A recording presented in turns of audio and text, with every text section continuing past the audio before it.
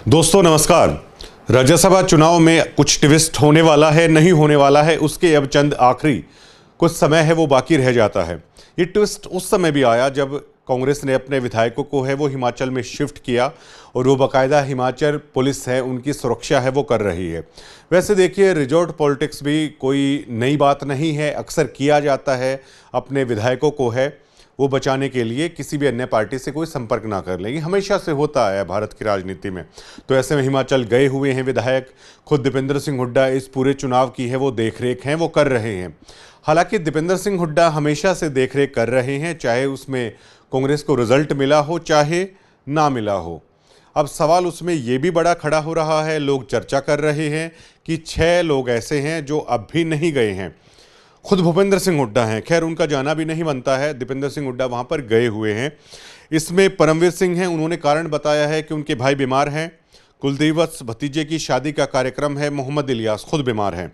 विनेश फोगाट बच्चा छोटा है, चंद्रमोहन उनके कमर में कुछ तकलीफ है, उनको भी हेल्थ प्रॉब्लम है वो इसलिए है उसमें नहीं गए हैं। इसमें कुलदीप वत्स से हमने खुद सुबह बात की थी और कुलदीप वत्स का कारण बिल्कुल वाजिब है।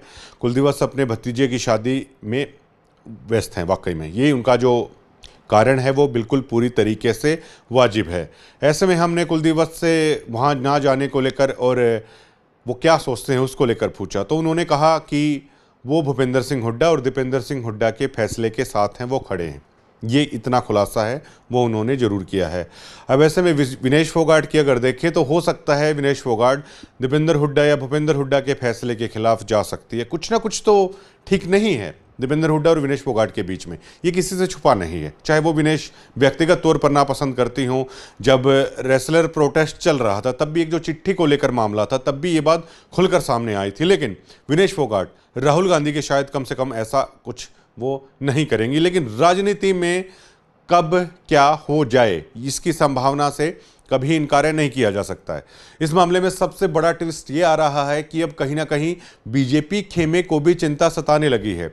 वो चिंता इसलिए सताने लगी है कि बीजेपी को अब ये लग रहा है कि कहीं उनके विधायक संपर्क में तो हैं, उन्हीं की पार्टी के कैंडिडेट भी हैं सतीश नांदल, कि कहीं ऐसा ना हो जाए कि संजय भाटिया रह जाते हैं और कांग्रेस की बजाय सतीश नांदल के संपर्क में बीजेपी के विधायक हैं वो आ जाएं। हालांकि बात चल रही है लेकिन ये मुमकिन नहीं है।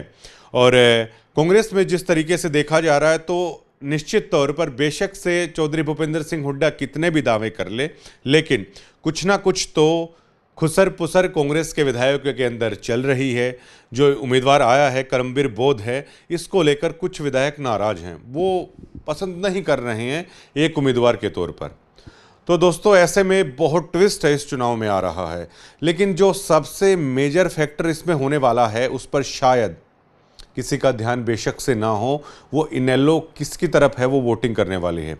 अभय सिंह चौटाला ने जब ये कहा था कि वो जनता की भावनाओं का ख्याल रखेंगे, उनकी पॉलिटिकल अफेयर्स कमेटी की मीटिंग, पीएससी की मीटिंग है वो भी हो चली है, तो हमें ऐसा लग रहा है कि अगर अभय सिंह चौटाला इस चुनाव में हिस्सा नहीं लेते हैं तो सतीश नांदल को बहुत मुश्किल है वो आने वाली। अगर अभय सिंह चौटाला अगर इस चुनाव में पार्ट लेते हैं, कांग्रेस को तो वोट करने के लिए वो पूरी तरीके से मना कर चुके हैं, वो बीजेपी के पास भी हैं, वो नहीं जाएंगे अभय सिंह चौटाला। लेकिन अगर सतीश नांदल को वो वोट करते हैं तो सतीश नांदल के लिए बहुत आसानी है वो हो जाती है। लेकिन हमें ऐसा लगता है कि इस चुनाव में अभय सिंह चौटाला हैं वो तटस्थ हैं, वो रहने वाले हैं। अभय सिंह चौटाला कोई रिस्क नहीं लेना चाहते हैं इमेज को लेकर, क्योंकि वो जानते हैं कि अगर सतीश नांदल को लेकर भी वोट की जाती है तो फिर 2029 के चुनाव से पहले ये बहुत बड़ा मुद्दा है, कांग्रेस इसको बनाकर रखेगी।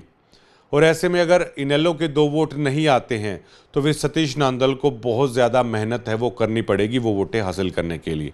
ये चला हुआ है, लेकिन पूरे हरियाणा की जनता को इंतज़ार है कि आखिर भैया इस चुनाव में होने क्या वाला है।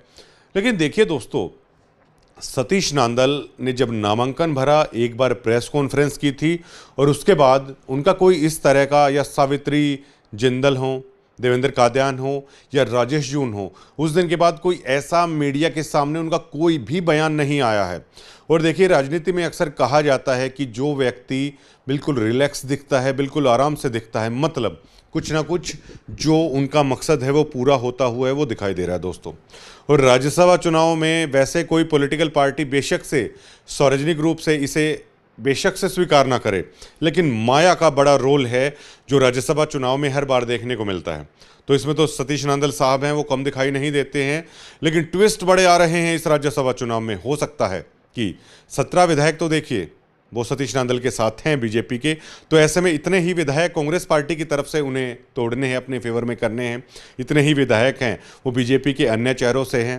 देवेंद्र कादियान ने जो एक बात कही थी कि तमाम पार्टियों में हैं, उनसे जुड़े हुए चेहरे मौजूद हैं।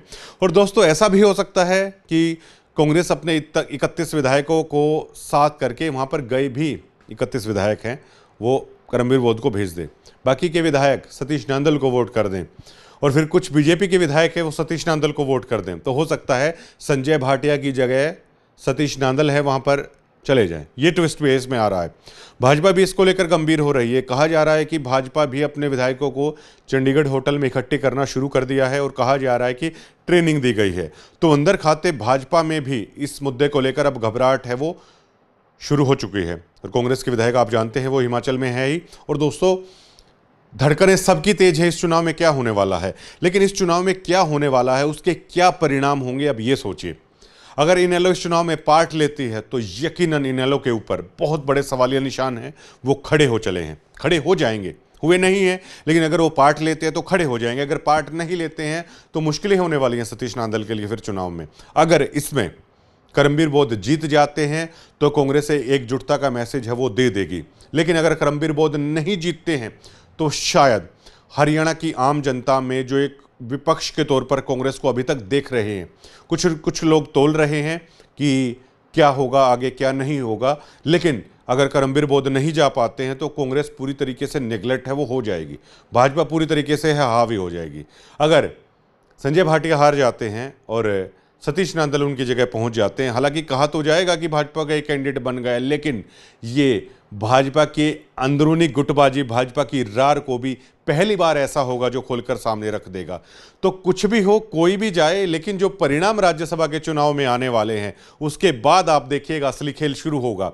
और इस राज्यसभा चुनाव में एक ऐसी विचारधारा पनपती हुई दोस्तों नजर आ रही है जो कहीं ना कहीं 2029 की जो राजनीतिक लड़ाई लड़ी जा रही है उसकी एक विचारधारा, उसकी एक चाल है, वो इस राज्यसभा चुनाव के परिणाम आने के बाद है वो दिखती हुई नजर आएगी आपके सामने। अब दोस्तों देखिए, ये चुनाव 3 उम्मीदवारों के ऊपर खड़ा है। सतीश नांदल साहब हैं, संजय भाटिया हैं और करमबीर बोध हैं।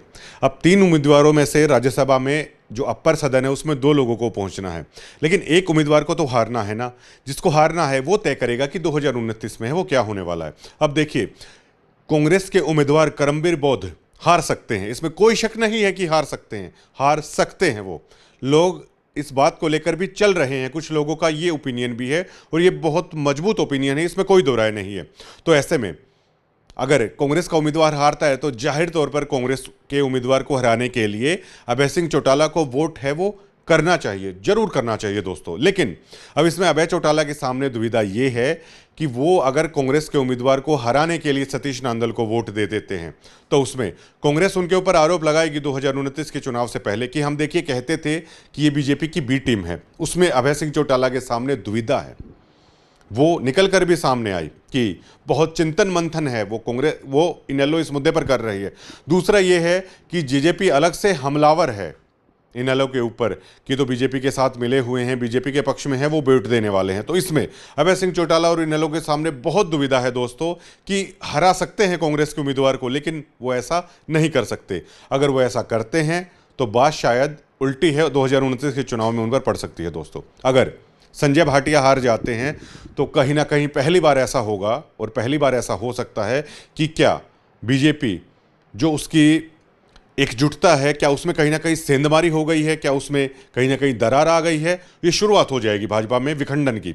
और अगर कांग्रेस अपने उम्मीदवार को है वो नहीं पहुंचा पाती है दोस्तों, तो इससे आगे शायद किसी को कांग्रेस ये जचाने के लिए कामयाब नहीं हो पाएगी कि हम वो कंपेटिटर हैं मजबूत विपक्ष के तौर पर बीजेपी के सामने जो उसको हरा सकते हैं। और भूपेंद्र हुड्डा की जो राजनीति साख है बची खुची, वो भी पूरी तरीके से है खत्म हुई है, वो नजर आएगी दोस्तों। इतना है, ये राज्यसभा का चुनाव है वो होने वाला है सामने। हालांकि वो आने वाला वक्त ही बताएगा, ज्यादा समय बचा भी नहीं है कि क्या होने वाला है दोस्तों।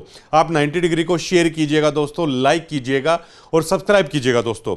और इसके साथ साथ आप अपने पॉइंट ऑफ व्यू भी कमेंट के माध्यम से 90 डिग्री के साथ शेयर कर सकते हैं कि क्या इसमें से कौन सी बात है जो आपको लगता है दर्शकों कि वो हो सकती है। शुक्रिया।